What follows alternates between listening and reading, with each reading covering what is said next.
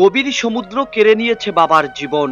আদরের ছেলেটি বাবার শেষ সম্বলটুকু ধরে রাখতে খুঁজে বেরিয়েছে বঙ্গোপসাগরে। গভীর সমুদ্রের মাঝে জেগে ওঠা চরগুলো তন্ন তন্ন করে খুঁজছে।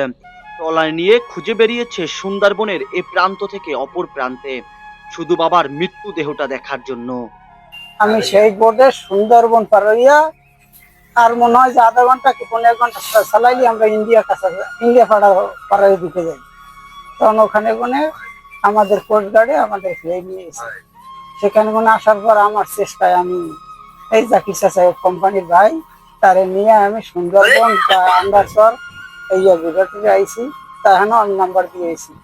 কোনো খোঁজ পাই নাই। কালকে সারাদিন আমি এই রোডে ঘুরছি, কালকে সারাদিন আমি এই রাস্তায় ঘুরছি।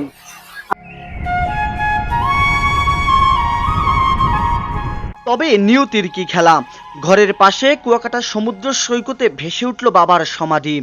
বাবার শরীরে জড়ানো পোশাক আর চিহ্ন দেখে চিনতে পেরেছে ছেলে নাসির হাওলাদার, এটাই আমার জন্মদাতা পিতা।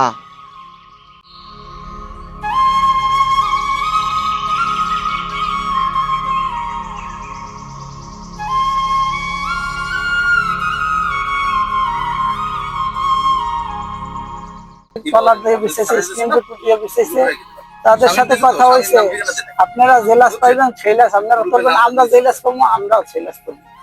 সে নাকি বলছে যে লাশ দেখছে, আমি করতে পারিনি বাবা। কুয়াকাটা ট্রলার ডুবির 8 দিন পর নজরুল হাওলাদার নামে এক জেলের মরদেহ উদ্ধার করা হয়েছে। শুক্রবার 1 আগস্ট সকালে পশ্চিম কুয়াকাটা সৈকতে অর্ধগলিত অবস্থায় মরদেহটি ভেসে আসে।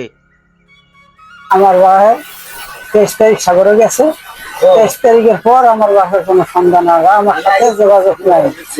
বুঝি আমার ভাইয়ের কোমরে টাকা সিস্টেম একটাই আছে, ওটা একটা জালের লোয়া দেওয়া, আর গলায় দাঁত খুশি গেছে, দাঁত খুশি বেড়ে গেছে।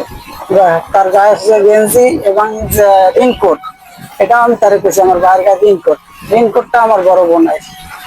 হ্যাঁ, সে দেশে ভাই বই পারে না, এই কারণে আমি বই পারে না, রেইনকোটটা গায়ে দেবেন। এই রেইনকোট পাইছি, এই গেঞ্জি পাইছি, কোমরে যে তাগার সাথে লোয়া ছিল লোয়া পাইছি। আমার কেউ উপরে কোনো অভিযোগ নাই। বাবার মরদেহ নিয়ে ছুটে চলা ছেলের নিজ গন্তব্যে পাশে দাঁড়ানো মানুষগুলো ভেজা কণ্ঠে বলছে, এই সমুদ্র খালি দেয় না, মাঝে মাঝে মানুষের জীবনও কেড়ে নেয়।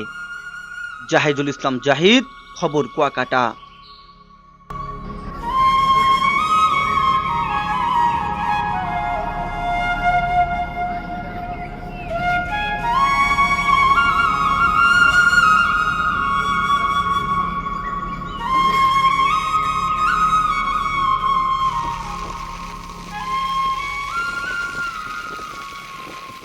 আজই কিনুন সাগর রশি। সাগর রশি দীর্ঘস্থায়ী, টিকসই আর অনেক শক্তিশালী হওয়ায় প্রবল পানিস্রোতেও মাছ সহ জাল ছিঁড়ে পানিতে ভেসে যাওয়ার কোনো সম্ভাবনা নাই।